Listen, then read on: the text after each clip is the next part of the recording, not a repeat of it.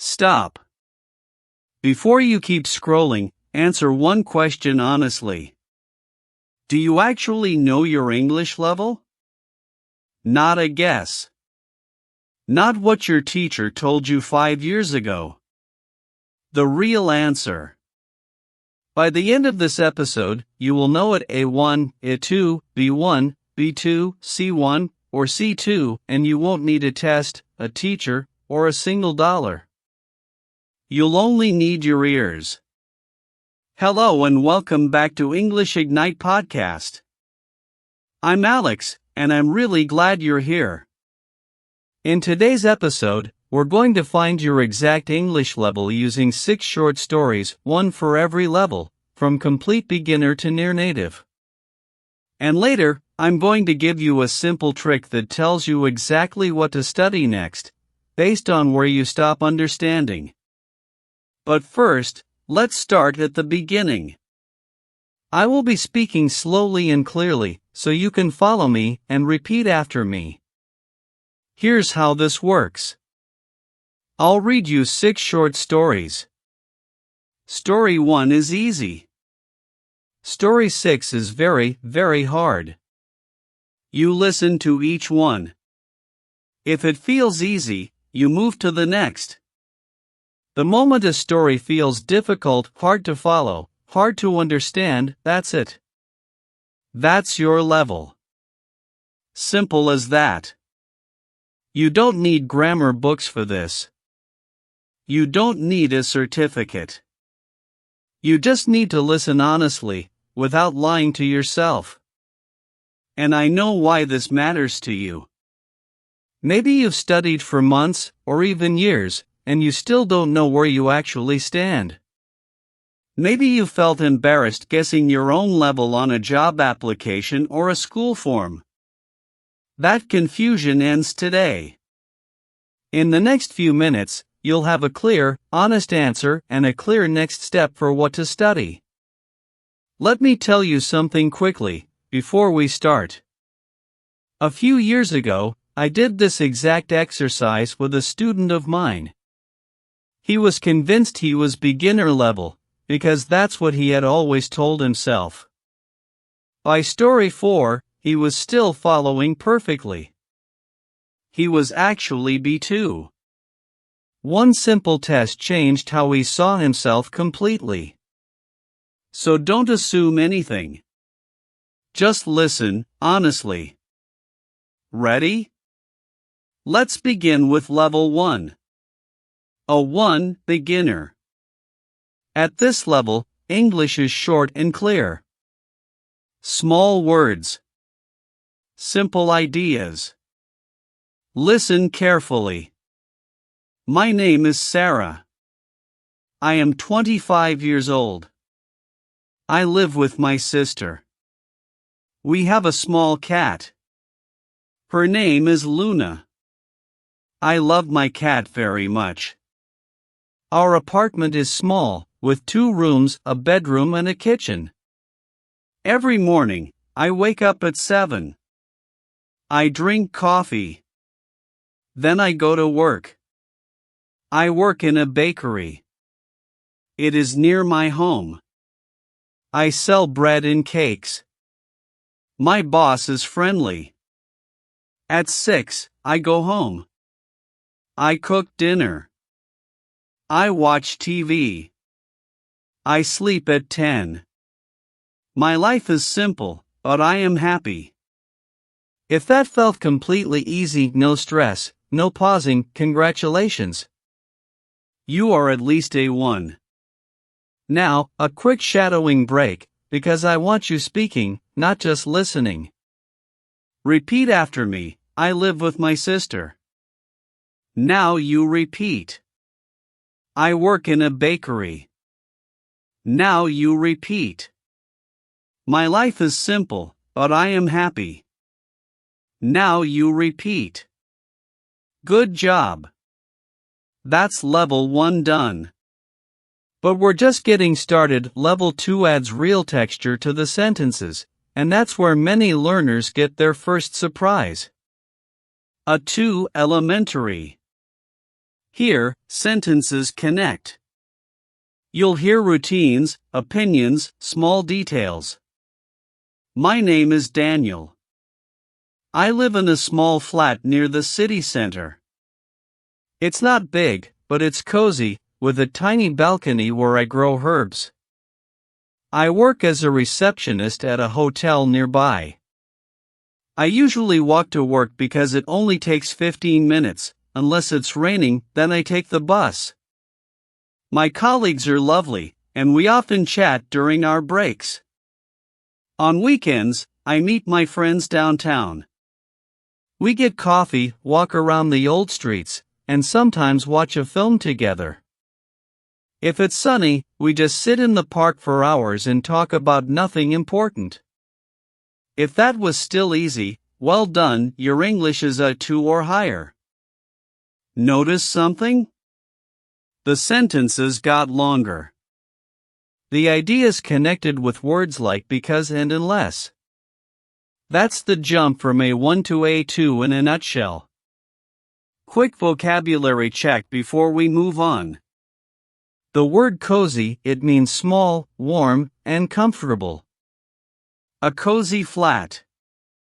A cozy cafe. Now repeat, cozy. Good. One more shadowing line before level 3. Repeat after me, it's not big, but it's cozy. Now you repeat. My colleagues are lovely. Now you repeat. Well done. But here's the thing, most people listening right now are somewhere between here and level 4. So stay with me. Level 3 is where it starts to feel like a real conversation. B1 Intermediate. My name is Ryan, and I work as an electrician. I've done this job for almost 8 years, and I still find it satisfying. Every house has different wiring, different problems, and fixing something broken feels like solving a small puzzle. My day starts at 7. I check my van, load my tools, and drive to the first job. Some days are simple, replacing a light switch. Other days are harder, and I spend hours tracing a fault through an entire wall. It's frustrating sometimes, but when I finally find the problem, I feel genuinely proud. My colleagues are great, and we always help each other on tricky jobs. Teamwork matters more than people think, especially on the days when nothing seems to go right. After work, I don't rush home. I walk by the river for 20 minutes, just to clear my head before I switch off completely. In the evenings, I'm studying for a certificate, because I want to start my own business one day, and I know that takes patience as much as skill. If you followed that naturally, without translating in your head, that's a big milestone. You're B1 or higher. Let's shadow one line from Ryan's story, because it's a perfect example of natural intermediate English. Repeat after me, it's frustrating sometimes, but when I finally find the problem, I feel genuinely proud. Now you repeat. One more time, a little faster, I feel genuinely proud. Now you repeat. Very good. That sentence alone contains contrast, feeling, and reflection, 3 things that separate B1 speakers from A2 speakers. Now, if you're still listening at this point, that tells me something important. You're serious about improving, not just curious. So let's keep going, because the next level is where English stops sounding like a textbook and starts sounding like real life. B2 Upper Intermediate. Listen for natural expressions, comparisons, and reflection. My name is Priya, and I'm a freelance photographer. For years, I worked at a marketing agency, shooting product photos for other people's brands. The job was stable, the pay was fine, but slowly I started feeling stuck. Same office, same routine, same conversations every single day. I realized something important. Everything looked fine from the outside, but inside, I wasn't growing at all. So, 18 months ago, I made a decision that terrified me. I quit. I remember my last day clearly. Colleagues gave me flowers, said kind things, and I smiled, but inside I was shaking. I had no clients and no plan. The first few months were brutal. I emailed dozens of small businesses. Most never replied. The ones who did often offered almost nothing for the work. There were nights I questioned everything. But I told myself that every message, every small project, was building something, even when I couldn't see it yet.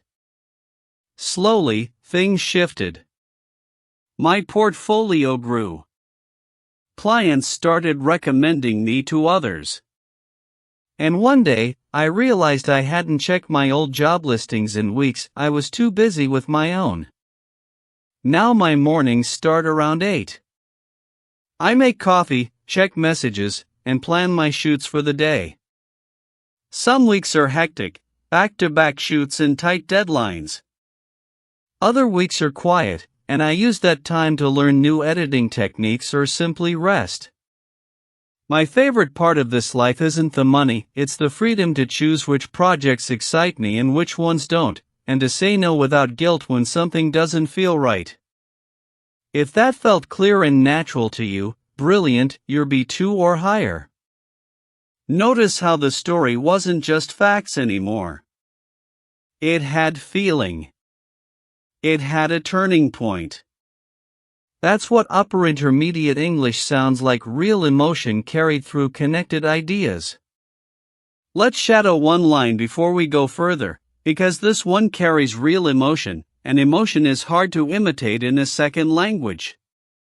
Repeat after me. I had no clients and no plan. Now you repeat. But I told myself that every message was building something.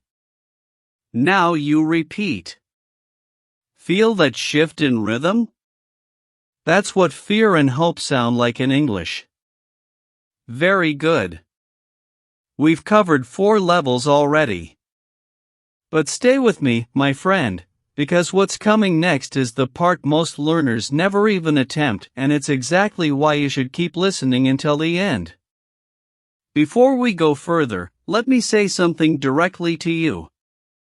It's normal if you feel nervous right now, wondering whether you'll understand the next part. It's normal to feel a small knot in your stomach when English gets harder. Every learner feels that, even advanced ones. But nervousness isn't a sign you're failing, it's a sign you're paying attention. So take a breath, and let's continue. C1 Advanced. Now English becomes fluid, layered, reflective. Listen for how ideas connect across whole paragraphs, not just single sentences. My name is Marcus, and I've spent almost a decade managing engineering teams at a software company.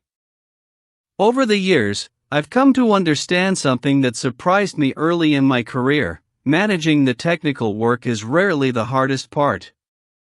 Managing people, their doubts, their egos, their unspoken frustrations, that's where real leadership is tested. I remember one project vividly. 2 days before launch, our entire system crashed during final testing. The team stayed late, exhausted and increasingly tense, throwing theories at a problem nobody could locate. Instead of pushing harder, I made a decision that felt counterintuitive at the time. I told everyone to stop. We ordered food, stepped outside, and talked about anything except work. Less than an hour later, one of our junior developers suddenly saw the issue clearly. It took 10 minutes to fix. That night taught me something I still carry with me: pressure narrows your vision, but perspective restores it. I've also learned that trust isn't something you're given because of your title. It's built slowly, through consistency, honesty, and how you behave when things go wrong. When I make a mistake, I say so openly, because I'd rather have uncomfortable honesty in the room than quiet resentment building underneath it. There's another thing I've come to notice, something nobody warned me about when I started managing people. Most conflicts at work aren't really about the work at all. They're about people feeling unheard, or overlooked, or unsure whether their effort even matters. So now, before I try to solve a problem, I try to understand the person underneath it. It sounds simple, almost obvious, but very few managers actually practice it consistently. When someone on my team seems distant or short-tempered, my first instinct used to be frustration. Now it's curiosity. What's really going on here? That single shift, from judgment to curiosity, changed how my entire team communicates with me. If you followed all of that comfortably, the shifting ideas, the reflection, the layered meaning, that's genuinely advanced English. You're at C1 or beyond. Most learners never reach this level, and if you're here, that says something about the work you've already put in. Let's shadow this one slowly, because advanced English isn't about big words, it's about rhythm and confidence. Repeat after me: pressure narrows your vision, but perspective restores it. Now you repeat, slowly. Trust isn't something you're given. It's built. Now you repeat. Notice how short those sentences are, even at an advanced level? That's the secret most learners miss. Fluency isn't about long words. It's about clear rhythm. But we're not finished. There's one more level, and it might be the most beautiful English you hear all year. C2 Expert. Here, language becomes almost effortless. Rare words. Gentle rhythm. Abstract, emotional ideas. My name is Elena, and over the years, I've come to believe that the hardest part of life isn't making decisions, it's understanding, much later, what they actually meant. When we're young, every choice feels like a doorway toward something better, and we walk through one after another without noticing what we quietly leave behind. For a long time, I confused motion with progress. I changed cities, changed jobs, changed dreams, always convinced I was moving forward, when really, I was often just running from stillness. These days, my mornings are slow. I make coffee, open the window, and let the light settle across the floor before I check a single message. I used to believe meaning came from action. Now I understand it grows out of reflection, out of the quiet moments we usually rush past without noticing. I still work, and I still care about doing it well, but my relationship with ambition has softened. Real progress, I've come to think, isn't when things move faster. It's when the people inside a system begin to feel genuinely understood. I used to believe growth meant collecting things: achievements, recognition, experience, a longer list of accomplishments to point to when someone asked what I'd done with my life. Now I see growth almost as the opposite. It's subtraction. It's the quiet art of choosing what to release, so that what actually matters has room left to remain. We live in a world that worships more goals, more motion, more noise pressing in from every direction. But I've come to believe that real wisdom lies in knowing precisely when to stop, when to rest, when to say, simply and honestly, this is enough. Perhaps that is what freedom truly is. Not the ability to do whatever we want, but the quiet certainty that we no longer need to. If that story felt natural, unhurried, and clear, congratulations, my friend. Your English is near native. You can follow complex, emotional ideas with real ease. And that brings us full circle. Remember the question I asked you at the very beginning, do you actually know your level? Now you do. Somewhere between that first simple story about a cat named Luna, and this final one about stillness and meaning, you found the exact place where your English lives today. That's not a weakness. That's information. It tells you precisely what to listen to next. Language learning isn't a straight line, my friends. It's a process, and every level you understood today is proof of real progress you earned, one story at a time. Maybe you're a little disappointed you stopped where you did. That's normal. Every single learner feels that at first. But here's the truth, the fact that you listened all the way to the end, honestly testing yourself instead of guessing, already puts you ahead of most people who study English. Most people avoid finding out their real level because they're afraid of the answer. You weren't. That takes courage, my friend. So here's your homework, simple and clear. Find your level from today. Then listen to stories, podcasts, and videos just one level above it, not 5 levels above, just one. That small gap is exactly where real growth happens. Too easy, and you learn nothing. Too hard, and you give up. One level above, that's the sweet spot. And if you want, come back to this exact episode in 3 months. Listen again. I promise you, a story that felt hard today will feel easy then. That's not magic. That's just what consistent, honest practice does over time. Small steps, repeated often, beat big efforts done once. Write down your level right now, somewhere you'll see it again, your notes app, a sticky note, anywhere. That single number will remind you exactly where to start tomorrow. Keep listening at your level, and just slightly above it, and I promise you, that gap will close faster than you think. I'm Alex, and this is English Ignite Podcast. Keep listening, keep speaking, and keep believing in yourself. Bye for now.